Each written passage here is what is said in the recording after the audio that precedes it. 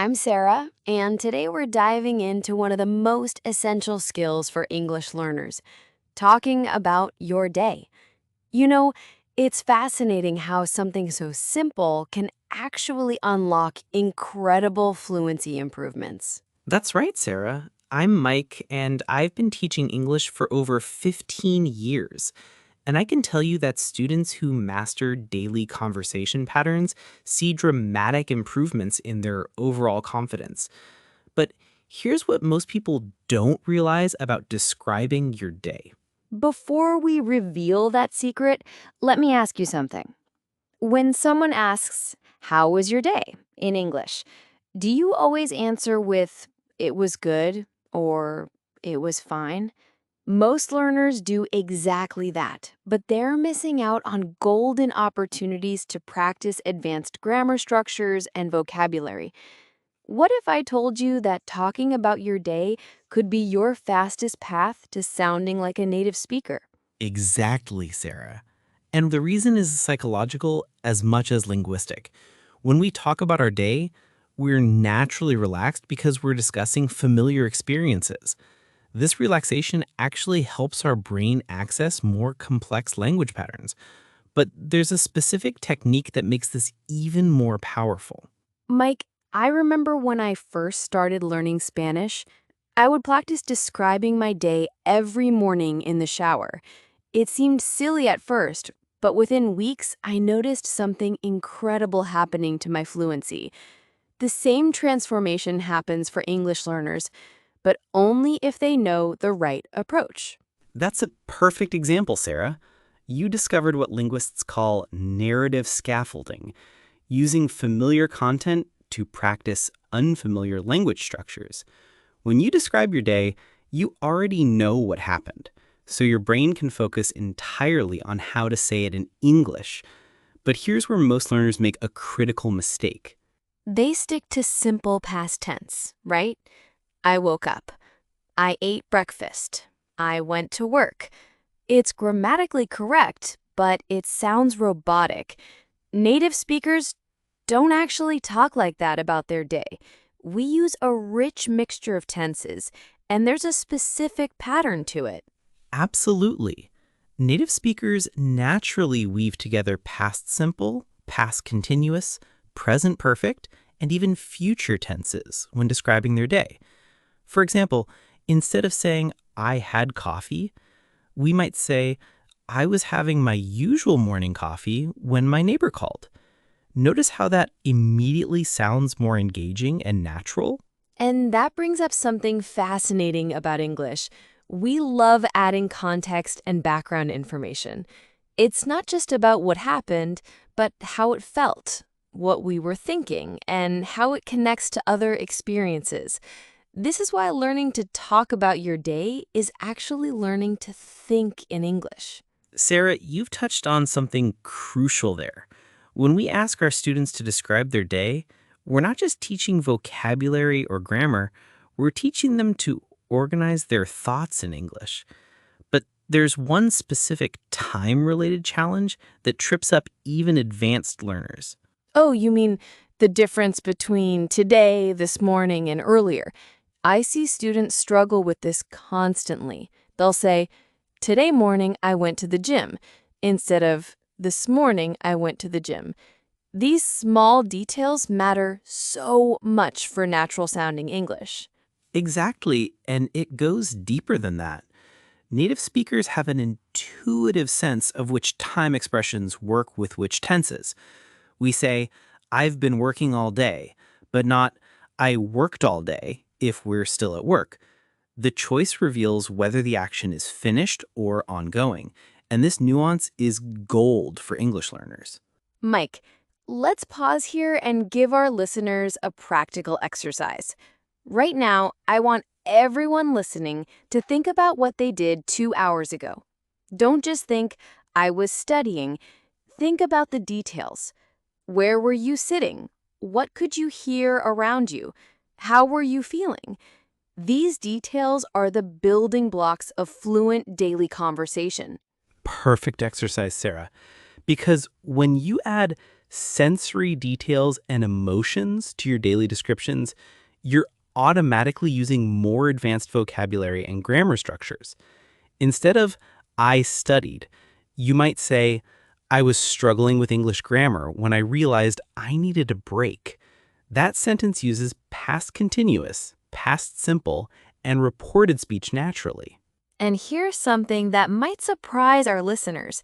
Native speakers make mistakes all the time when talking about their day.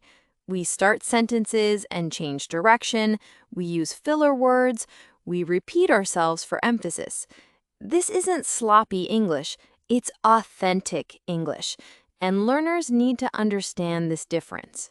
That's such an important point, Sarah. Textbook English and conversational English are quite different animals. When I tell you about my day, I might say, so I was walking to the store. Well, actually, I was rushing because I was running late, and I bumped into my old college friend. That interruption and correction, that's how real English sounds. Listeners, here's a challenge for you. Next time you're describing your day in English, try using the word actually at least once. It's one of those magical words that native speakers use constantly, but non-native speakers rarely incorporate naturally. I thought the meeting would be boring, but it was actually really interesting. Great suggestion. And speaking of magical words, let's talk about transition phrases for daily storytelling. Words like meanwhile, eventually, suddenly, and by the time can transform a simple day description into an engaging narrative. But there's one transition word that English learners consistently overuse. You're thinking of then, right? I woke up, then I brushed my teeth, then I had breakfast, then I left for work. It's technically correct, but it creates this choppy, unnatural rhythm. Native speakers prefer more varied transitions, and there's actually a secret to choosing the right ones. The secret is emotional connection, Sarah. We choose transitions based on how events made us feel or how they relate to each other. After a stressful morning, I finally had my coffee tells a completely different story than then I had coffee. The transition carries emotional weight. This emotional layer is exactly why talking about your day is such powerful language practice. You're not just reciting facts, you're sharing experiences, and that requires the full range of English expression. But here's what I find most interesting about daily conversation patterns. What's that, Sarah? Every culture has different expectations for how much detail to share about your day. In American English, we often give brief overviews unless specifically asked for more details. How was your day? Pretty good, busy with work stuff. But if someone asks, what did you do today? That's an invitation for more details. That's a brilliant observation. Cultural context shapes language use so significantly. In my experience teaching international students, those who understand these social nuances progress much faster in their conversational skills. But there's one aspect of daily conversation that even advanced students struggle with. Oh, you mean complaining in a socially acceptable way? English has this interesting balance where we share difficulties without sounding overly negative. Traffic was a nightmare this morning, or I've been running around all day. These phrases let us express frustration while staying conversational. Exactly. And notice how native speakers often use exaggeration for effect. I've told you a million times, or this day has been forever long. These aren't literal statements, but they add color and emotion to daily storytelling. For learners, understanding when and how to use this kind of expressive language is crucial. Mike, I want to share something that completely changed how I think about teaching daily conversation. I started asking my students not just what did you do today, but what surprised you today? Or what made you smile today? These questions force deeper vocabulary and more complex sentence structures. That's genius, Sarah. And those questions require reflective thinking in English, which is a much higher level skill than simple reporting. When students have to analyze their day or identify emotions, they're using English the way native speakers actually use it for processing experiences, not just describing events. And here's something our listeners might not realize. Native speakers often ask follow-up questions when someone describes their day. If I say, I had lunch with my sister, a natural response might be, how's she doing? Or where did you go? Learning to ask these follow-ups is just as important as describing your own day. Absolutely. And notice how native speakers often use reference to previous conversations or shared knowledge. This is why regular daily check-ins with English-speaking friends or conversation partners are so valuable. You build this conversational history that makes future interactions richer and more natural. Listeners, here's your homework for this week. Find an English conversation partner. It could be a friend, a language exchange partner, or even your reflection in the mirror. And spend 5 minutes every day describing not just what you did, but how you felt about it.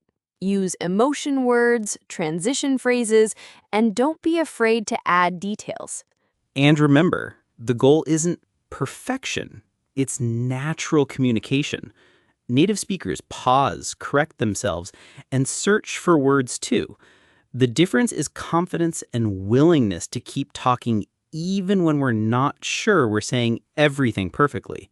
Before we wrap up, I want to address something that many English learners struggle with when talking about their day: the fear of being boring. My day wasn't interesting enough to talk about, they say. But here's the truth that might change your perspective on this.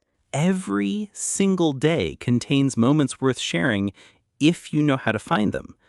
The key is shifting from reporting facts to sharing observations and feelings. I noticed the leaves are changing color on my walk to work is infinitely more interesting than I walked to work. Exactly, Mike.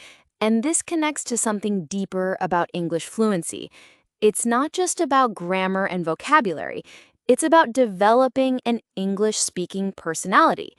When you practice talking about your day regularly, you're discovering how to be yourself in English, which is the ultimate goal of language learning. Sarah, that's beautifully put. And I think that's the perfect place to end today's episode. Remember, every day gives you new material to practice with. Your morning coffee, your commute, your lunch break, your evening routine. These are all opportunities to strengthen your English fluency. Thanks for joining us today, everyone. Start tonight by describing your day to yourself in English for just 2 minutes. Notice which words you search for, which structures feel natural, and where you hesitate. These moments of awareness are where growth happens. Until next time, keep practicing, keep learning, and remember, your English journey is worth talking about. I'm Mike. And I'm Sarah. We'll see you next time with more practical strategies for English fluency. Keep talking about those amazing days of yours.